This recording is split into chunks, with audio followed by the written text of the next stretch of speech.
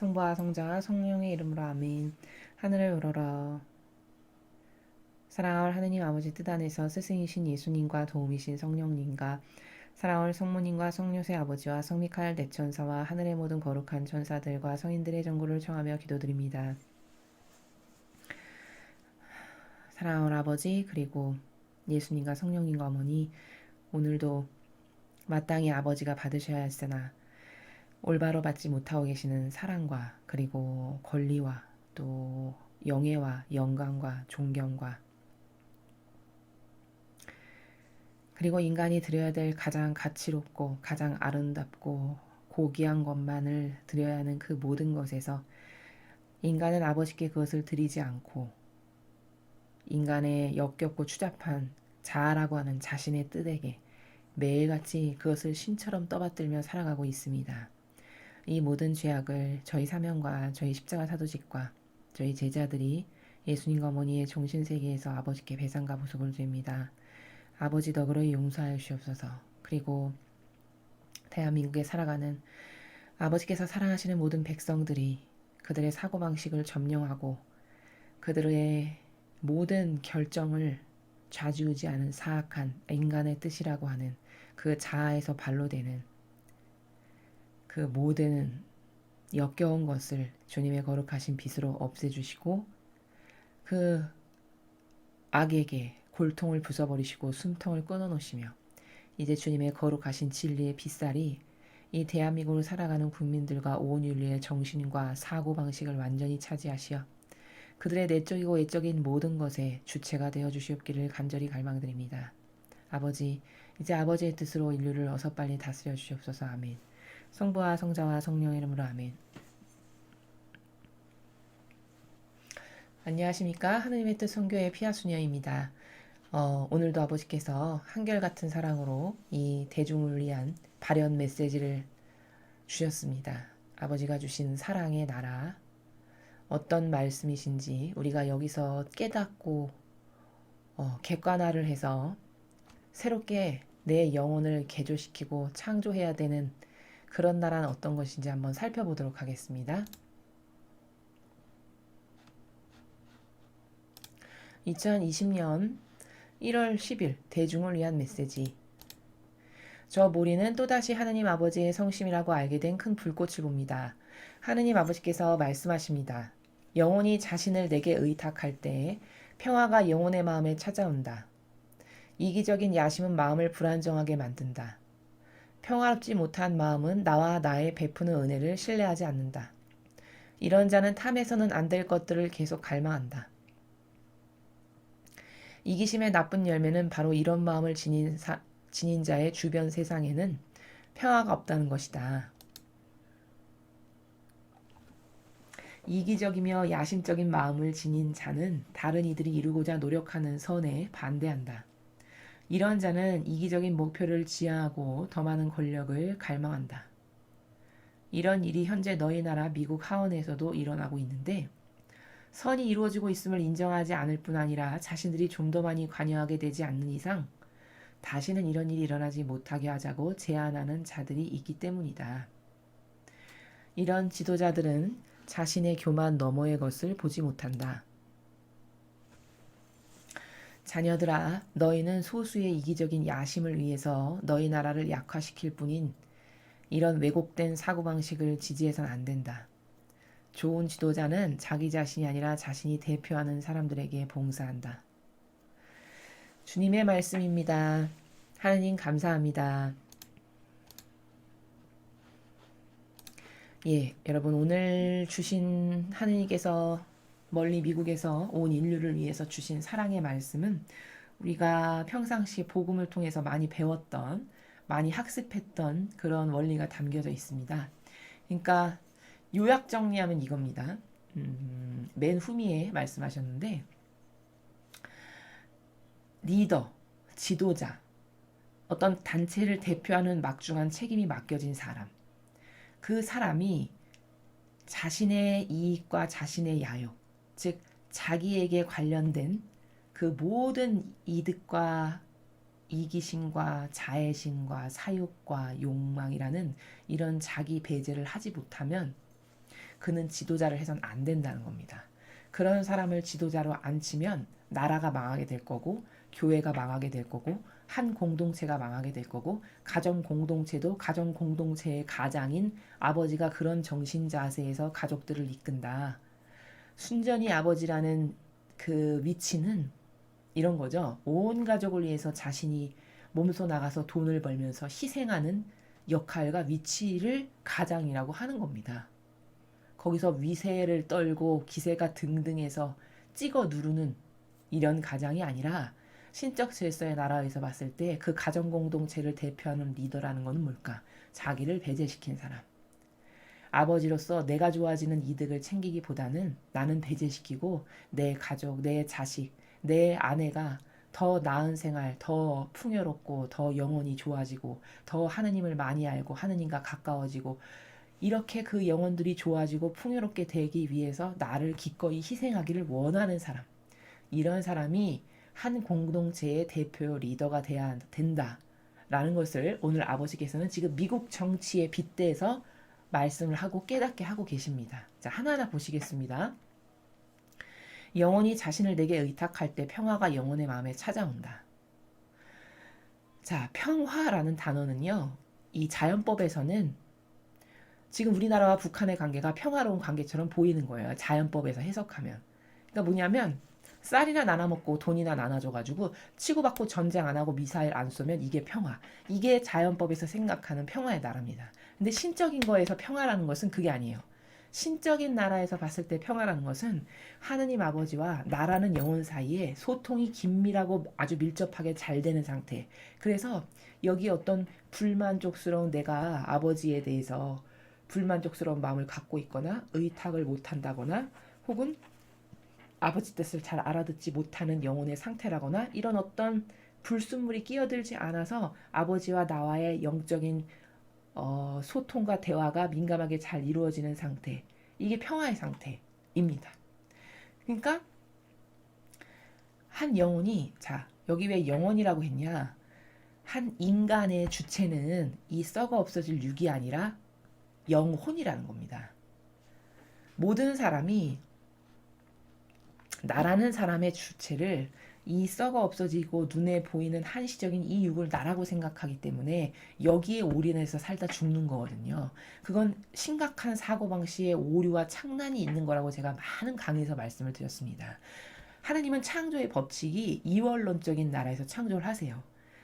그러니까 낮과 밤, 낮이 있으면 밤이 꼭 있죠. 이렇게 이원론, 또 플러스 마이너스, 남과 여, 뜨겁거나 차갑거나 이런 이원론적인 나라에서 다 창조를 하셨거든요. 그러니까 이 인간도 영혼과 육이라는 이원론의 관계성 가운데 이 두 가지가 이렇게 조화를 이루면서 살아가도록 창조를 하셨어요.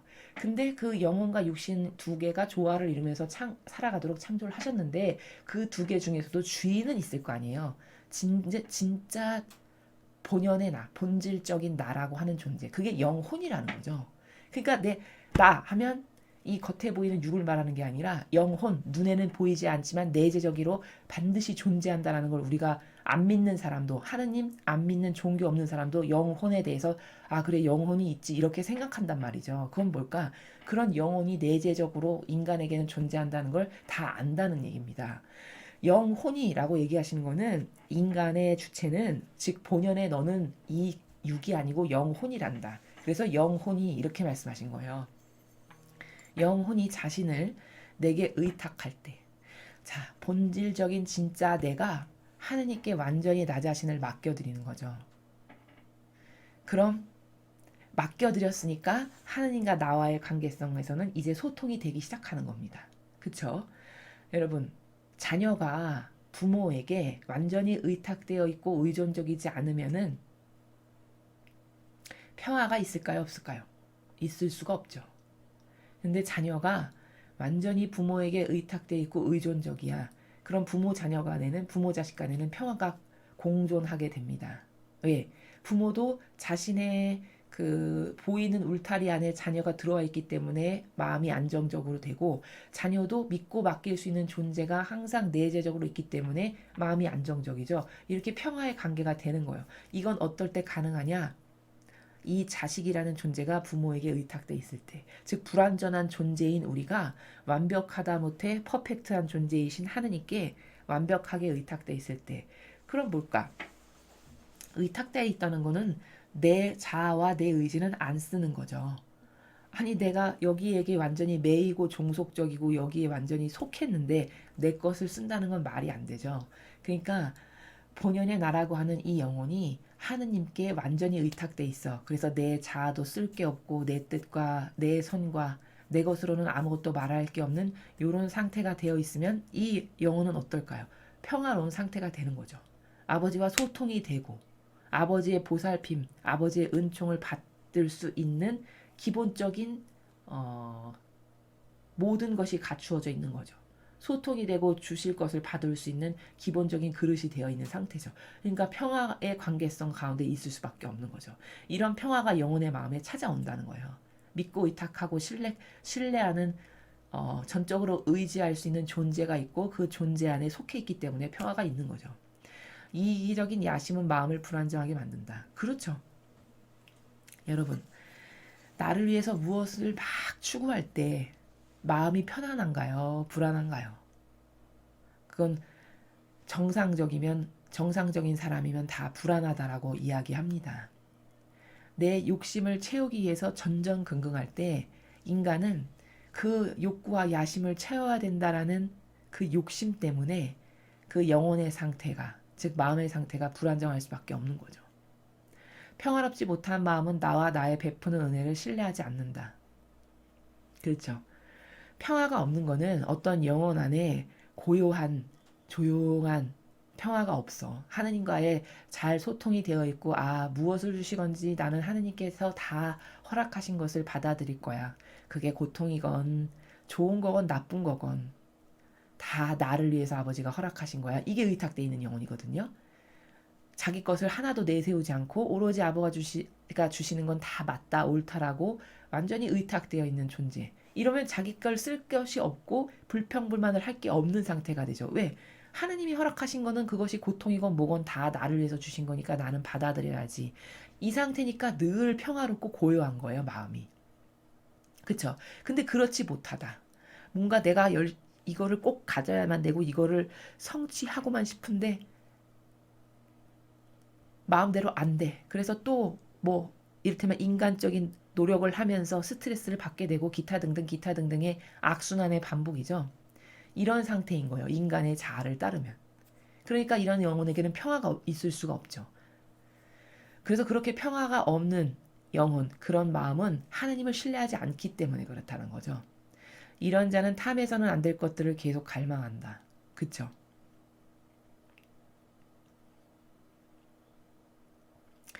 그 욕심이라는 것이 자아라는 것에 완전히 눈멀게 되면 여러분 어떻게 되죠?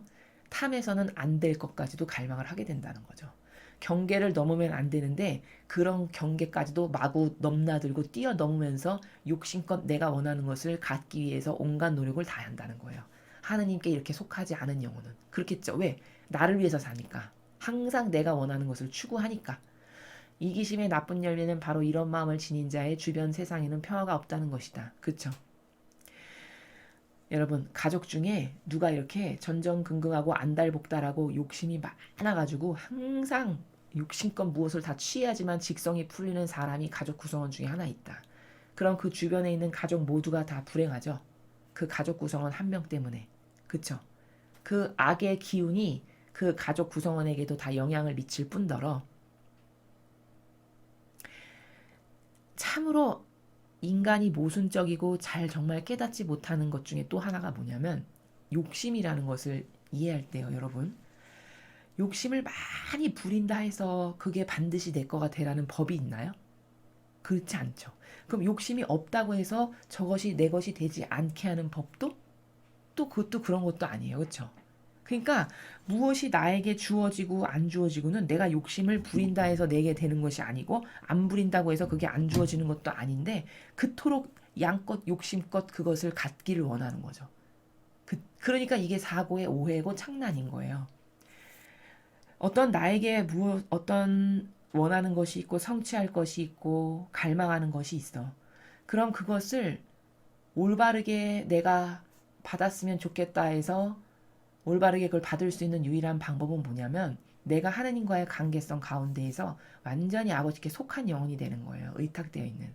그리고 하느님의 권리를 먼저 다 인정해드리는 자녀가 되는 거죠. 아버지가 이런 것을 먼저 받으시기에 합당하고 타당한 거야.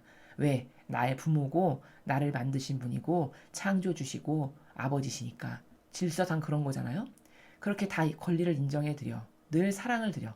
그런 가운데 그렇게 속해 있는 자식이 어느 날 아버지 저 이게 이런 것을 원합니다. 이런 게 갖고 싶습니다.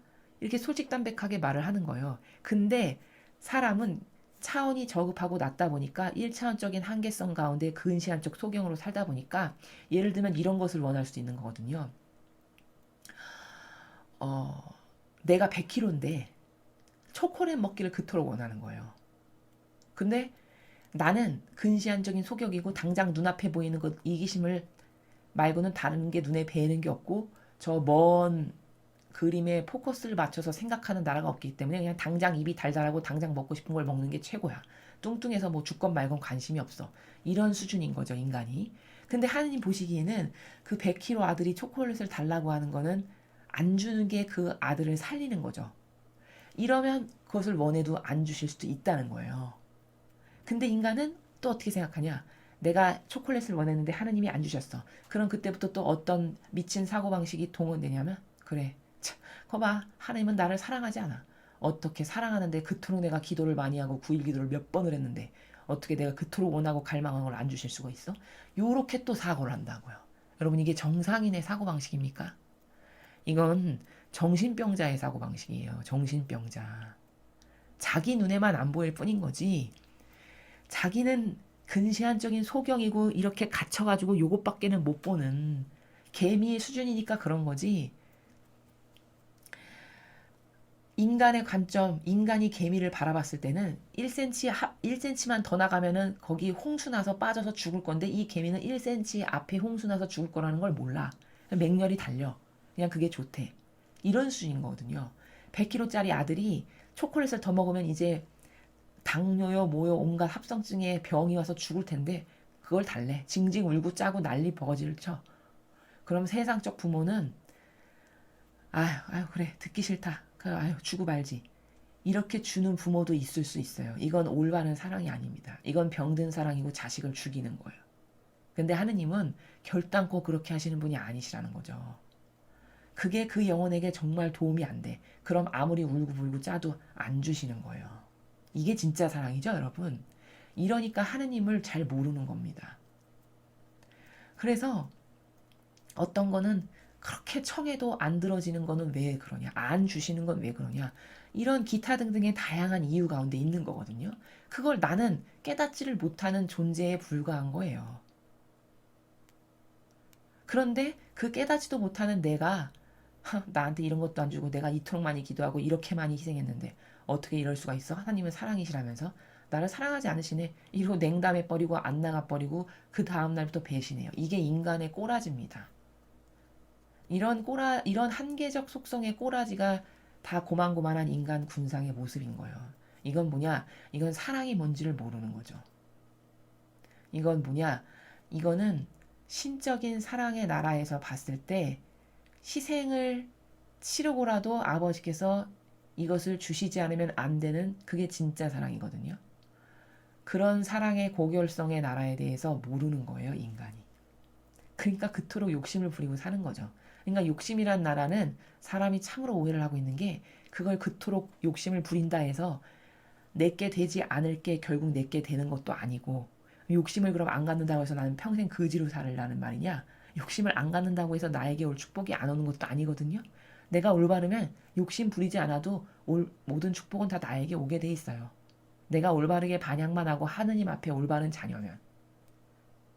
그러니까 이거는 욕심하고 아무 상관이 없는 거거든요. 이거 그러니까 순전히 오해인 거예요. 그런 욕심을 갖고 자아의심과 이기심을 부린다는 것은 인간이 악에게 속아서 그런 사고방식을 하는 거죠. 그래서 그런 구성원이 하나 있어. 그럼 이기심의 나쁜 열매. 이런 마음을 지닌 자가 하나 있어. 우리 가족 구성원 안에. 그럼 그 주변 사람에게 모두 다 이런 그 사고방식으로부터 표출된 나쁜 영향력을 끼치니까 그 가정 공동체 평화가 없을 수밖에요. 그죠? 이건 가정에만 국한되는 게 아니에요. 나라도 그렇고 또 교회 공동체도 그렇고. 여러분, 나라에 지금 문재인 씨가 이기심의 나쁜 열매로 이 국민에게 얼마나 많은 피해를 끼치고 있습니까? 이 국민의 삶에 지금 평화가 없잖아요. 그런 겁니다. 이렇게 일반 그냥 평범한 소시민도 아닌 나라를 다스리는 지도자인데 그런 지도자가 심지어 이런 이기심의 나쁜 열매까지 갖고 있다. 이기심까지 갖고 있다. 사욕과 욕망. 이러면은 거기 속한 모든 사람이 불행할 수밖에 없는 겁니다. 그것을 말씀하시는 거예요. 이기적이며 야심적인 마음을 지닌 자는 다른 이들이 이루고자 노력하는 선에 반대한다. 그쵸? 이기적이라는 나라가 뭐죠? 나만 가져야 되는 거잖아요. 나만 취해야 되고. 그쵸? 야심적인 마음은 뭐죠? 욕심껏 내가 내 이 육, 어? 내 가족이 좋아져야 되고 내 육이 좋아져야 되고 내가 돈을 더 많이 벌어야 되고 내 명예가 높아져야 되고 이 나만을 추구하는 게 이기적이고 야심적인 거잖아요. 이것은 선에 반대되는 거죠. 선이라는 건 뭔데요? 남을 위한 게 다 선이잖아요. 하느님께서 말씀하시는 선한 지향이라는 거는 선량하다라는 건 뭐냐? 다 순전히 남을 위한 거, 하느님을 위하는 거예요. 그럼 이거는 나를 배제시키고 남을 위한 건데 이기적인 건 순전히 나만을 위한 거니까 대치되죠. 그러니까 이렇게 다른 사람들이 의인으로서 희생의 정신으로서 선을 하려고 하는 세력에 반대되는 거죠. 이런 자는 이기적인 목표를 지향하고 더 많은 권력을 갈망한다. 그렇겠죠. 아니 지금 우리나라의 문재인 씨가 그런 거고 다 조국 씨가 그런 거고 박원순 씨가 그런 거 아닙니까? 지금 몇 년째 똑같은 모습을 우리는 반복해서 그들이 맺은 열매를 통해서 결과를 보고 있잖아요. 어떤 사람들인지 어떤 족속들인지. 더 많은 권력을 갈망하고 더 많이 속이기를 원하고 더 많이 속여서 지가 더 많이 갖기를 원하고 다 이런 부류잖아요. 이런 마귀 부류. 이런 일이 현재 너희 나라 미국 하원에서도 일어나고 있는데 선이 이루어지고 있음을 인정하지 않을 뿐 아니라 자신들이 좀 더 많이 관여하게 되지 않는 이상 다시는 이런 일이 일어나지 못하게 하자고 제안하는 자들이 있기 때문이다. 여러분 미국에도 그러니까 우리나라에만 이런 공산주의 빨갱이 이 무신론의 붉은용의 마귀 세력이 있는 게 아니고요. 지금 전 세계에서 이런 세력 때문에 몸살을 앓고 있어요. 전 세계가. 그래서 이런 선의를 가지고 공동선을 이런 자유민주주의와 시장경제라는 이런 공동의 목표를 가지고 모이는 그 집단들이 전 세계적으로 있거든요. 그들이 토론하고 그들이 발표하는 내용들을 이렇게 좀 참고해서 들어보면은 이건 대륙만 바뀌었을 뿐이지 똑같은 일이 대한민국에서도 일어나고 미국에서도 일어나고 유럽에서도 일어난다고 그분들이 이야기해요. 그 전문가들이. 지금 그 정도로 전 세계가 몸살을 앓고 있는 거거든요. 이 마귀 세력과의 치열한 전투에서. 근데 미국도 예외가 아니라는 거예요. 미국도 지금 하원에서 얼마나 트럼프를 끌어내리지 못해서 안달복달이 났습니까? 심지어 있지도 않은 온갖 무슨 스캔들이며 모함은 종류별로 다 하잖아요. 그리고 지금 탄핵 소추안까지 올려가지고 그걸 통과시키기 위해서 트럼프를 끌어내리기 위해서 트럼프라는 선의 세력이 눈에 가신 거예요. 왜냐? 자신들은 이기적이고 야심적인 것만을 추구해야 되는데 이 트럼프는 반대거든. 자기를 희생으로 나라가 좋아지고 자기에게 속한 국민이 좋아지는 게 하는 게 자기의 목표거든요. 그러니까 눈에 가신 거죠. 자신들처럼 자신들의 세력에 동조해가지고 너도 네 이속만 챙기고 우리 상위 1%만 좋아지는 이런 정책만을 좀 하고 그런 세력이 전체주의로서 전 인류를 다스릴 이런 거대한 음모에 너도 좀 가담해야 되는데 너는 이렇게 뭐가 잘났다라고 이런데 가담하지도 않고 네가 뭐 이렇게 쥐뿔 잘난 것도 없어 보이는데 선의 우두머리인 행세를 해 눈에 가실세 이런 거죠. 그래서 없애버리길 그토록 원해서 탄핵 소추안까지 지금 발동이 되어가고 있는 거죠. 이런 지도자들은 자신의 교만 너머의 것을 보지 못한다. 여러분 이 프레임이라는 게 있거든요. 프레임이 뭡니까?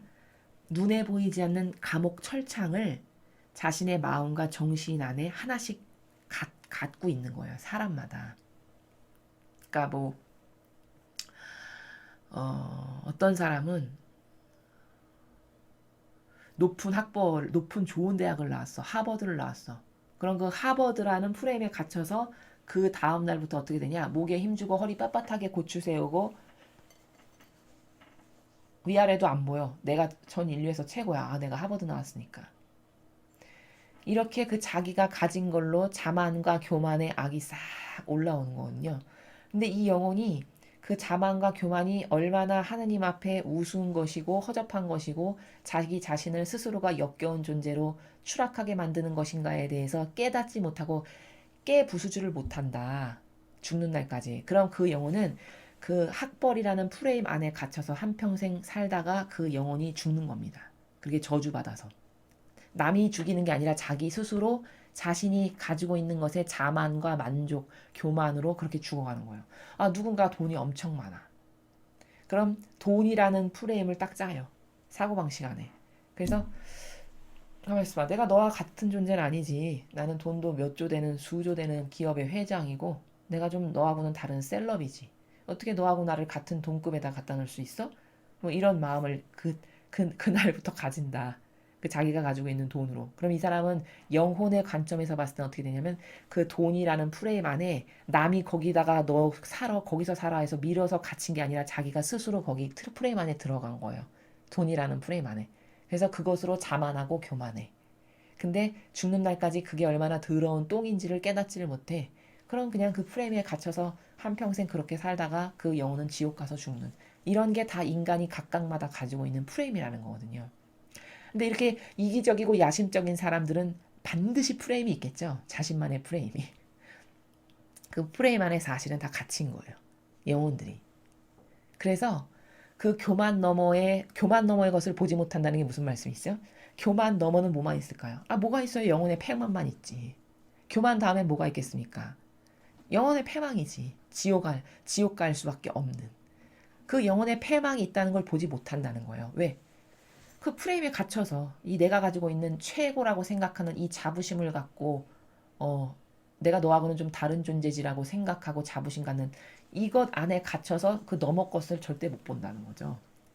그래서 깨닫지를 못하고 깨치지를 못해서 결국은 그 프레임에 갇혀서 스스로 남이 죽이는 게 아니라 자기 자신이 스스로 죽는다라는 것입니다. 자녀들아, 너희는 소수의 이기적인 야심을 위해서 너희 나라를 약화시킬 뿐인 이런 왜곡된 사고방식을 지지해서는 안 된다. 자, 여러분, 여기 사고방식이란 단어가 나왔죠. 자, 여기서 하나 개념을 중요하게 배워야 될 게 있습니다. 여러분, 마귀가 분명히 존재한다고 제가 말씀드렸습니다. 눈에만 보이지 않을 뿐 사실적으로 존재한다는 거죠. 눈에 안 보이는 건 왜 그럴까? 개미가 땅 위에서만 살아요. 자, 근데 메뚜기는 퐁퐁 뛰잖아요.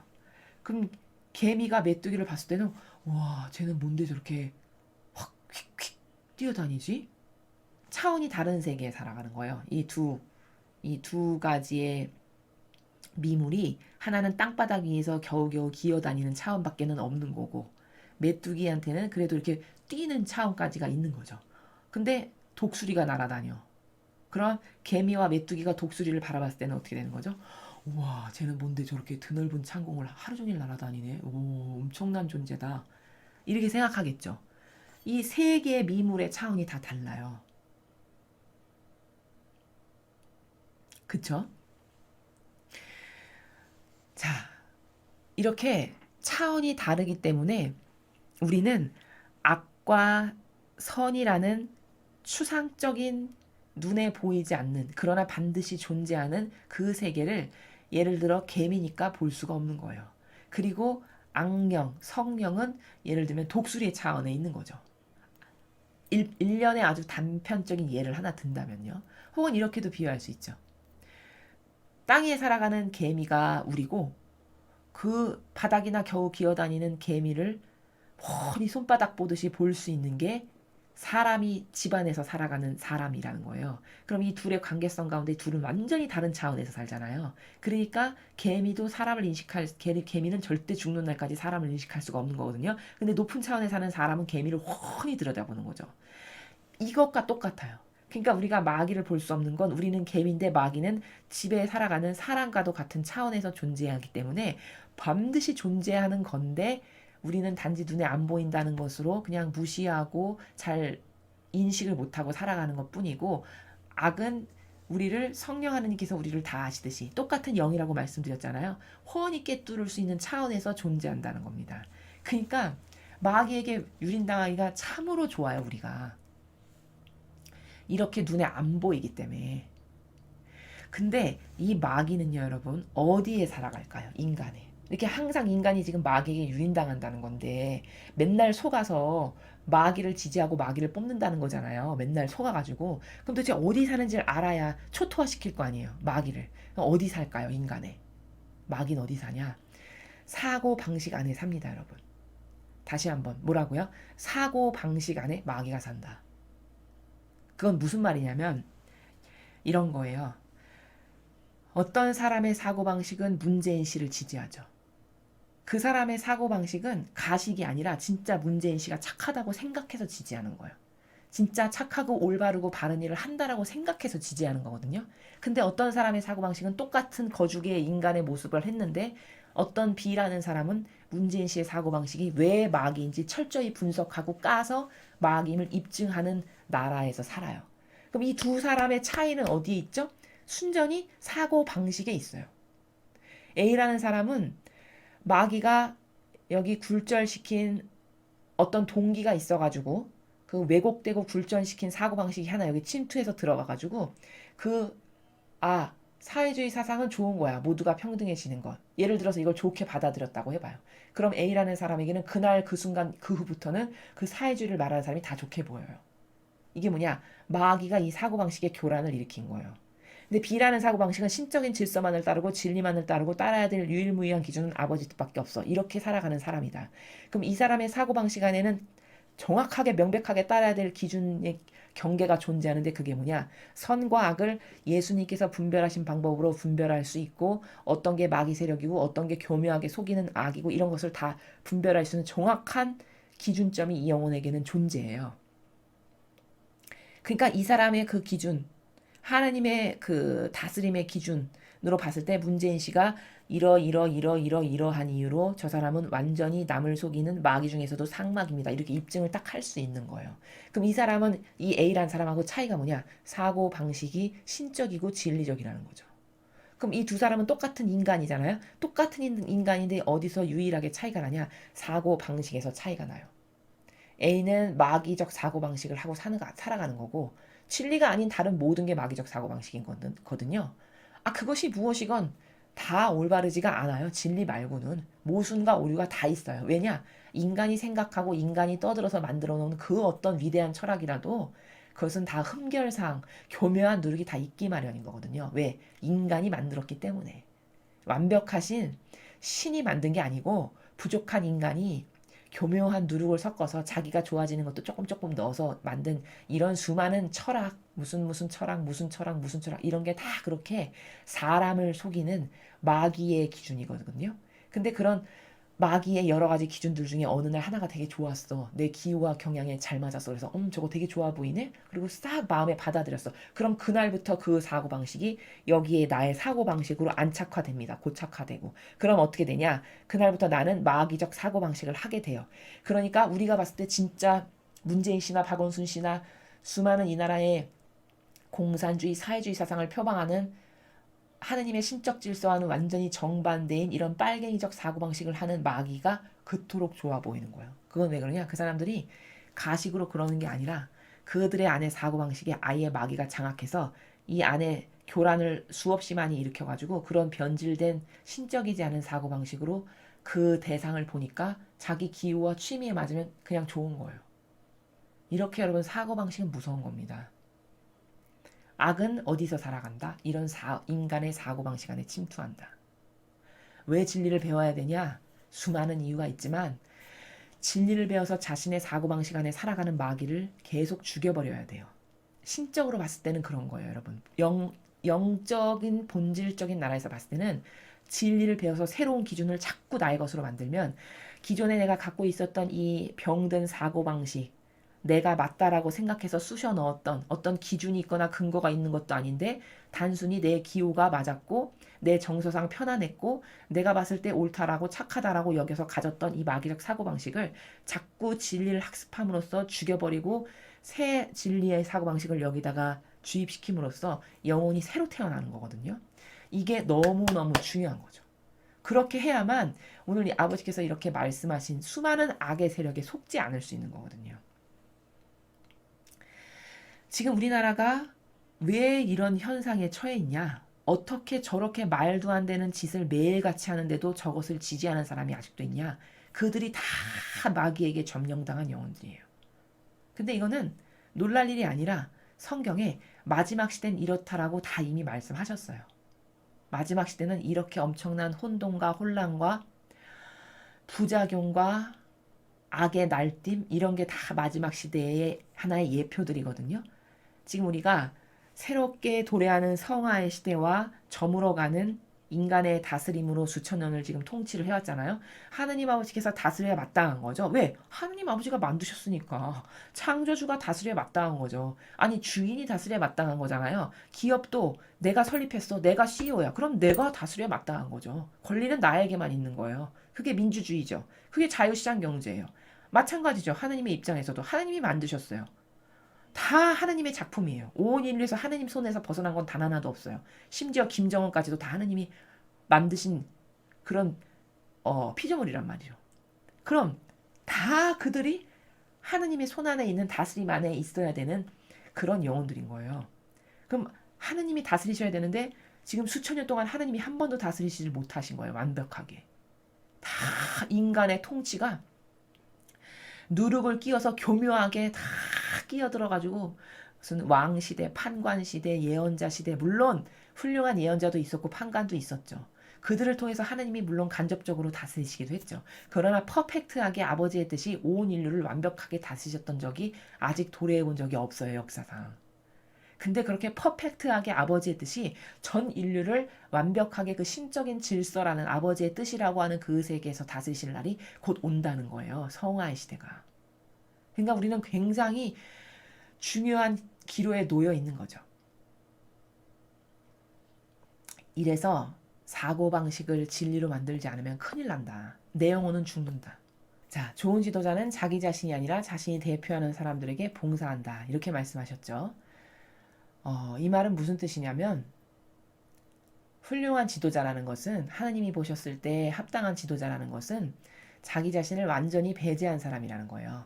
자기에게 맡겨준 국민 그리고 하느님 아버지의 뜻만을 이루기를 갈망해서 자신을 배제시킨 상태에서 그것만을 위해서 자기를 희생하기를 기꺼이 여기는 그것을 영예로 여기는 이런 사람들이 좋은 지도자라고 말씀하시는 거거든요. 그래서 지금 이 인류에서 트럼프가 이런 좋은 지도자로서 많은 역할을 하고 있습니다. 경제적 지표도 그렇고 미국이 좋아지는 것들을 보면은 참으로 정말 놀랄 만큼 많은 성과를 이루고 있어요. 과거 우리나라에 이승만 대통령이나 박정희 대통령도 이렇게 똑같이 자신을 배제시키시고 이 국민을 위해서 희생하셨던 분들이에요. 그분들이 맺은 열매를 보면 그렇다라는 걸 우리가 얼마든지 확인할 수 있죠. 그러나 인간적인 허물을 갖고 그 사람이 맺은 열매가 아닌 그 인간적인 누구나 다 부족한 사람이잖아요. 그럼 인간적인 부족함이 없는 사람은 없죠.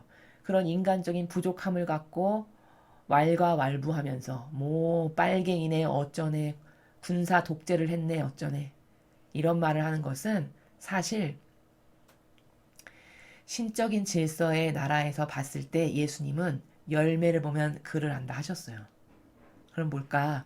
무슨 열매를 맺었는가가 그 사람을 입증하는 지표지 그 이외의 것은 한 사람이 어떤 사람인지에 대해서 무슨 평가할 수 있는 대상의 그런 계제가 안 된다라는 거거든요. 그래서 잘 알지도 깨닫지도 못하면서 그 얄팍하고 맞지도 않는 자신의 기준의 잣대로 무엇이 옳고 그르다라고 말하는 것은 참으로 경솔한 것이고 교만한 것이고 그런 것은 하느님의 징벌이 그 영혼에게 내려질 수밖에 없는 그런 사악한 짓을 하고 있다라는 것을 영혼이 깨달아야 됩니다.